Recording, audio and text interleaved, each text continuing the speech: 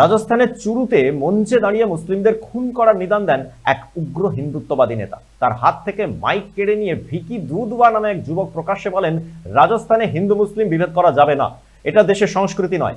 Social মিডিয়ায় তার প্রশংসায় পঞ্চমুখ হয়েছেন অনেকেই। তারা লিখেছেন, এটাই আমাদের ভারতবর্ষ।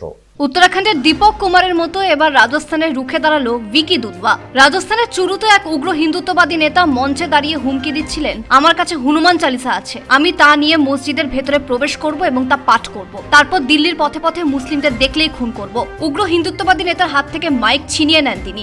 এরপর ভিকি বলেন, এসব চলবে না রাজস্থানে। आप आगे दिन इनकलाब चार क्रांतिकारी विचार आपने भाई जय बलकारी जय श्री राम।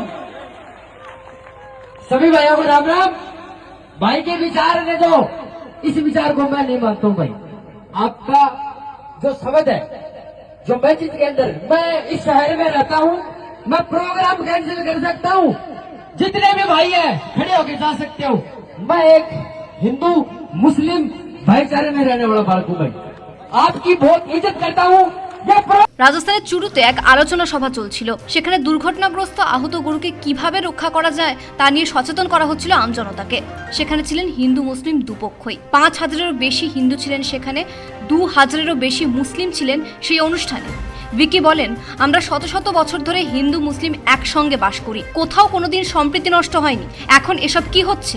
আমি এসব উগ্র হিন্দুত্ববাদী নেতাদের ভয় পাই না। সোশ্যাল মিডিয়ায় এই ঘটনা ছড়িয়ে পড়ার পর ভিকির পাশে দাঁড়ান বহু মানুষ। তারা বলেন, এটাই হলো ভারতীয় সংস্কৃতি, এভাবে কখনো হিন্দু আর মুসলিমকে আলাদা করা যায় না। যে ঘৃণ্য ভাষণ ছড়ানো হচ্ছিল তার তীব্র বিরোধিতা করেছেন ভিকি। সম্প্রীতির বার্তা দিলেন ভিকি। সেই পথ যদি অনুসরণ করা যায় তাহলে ভারতের অবস্থারও পরিবর্তন ঘটবে। এই বার্তা দিয়েছেন দেশের বহু মানুষ। ব্যুরো রিপোর্ট, পূবের কলম ডিজিটাল।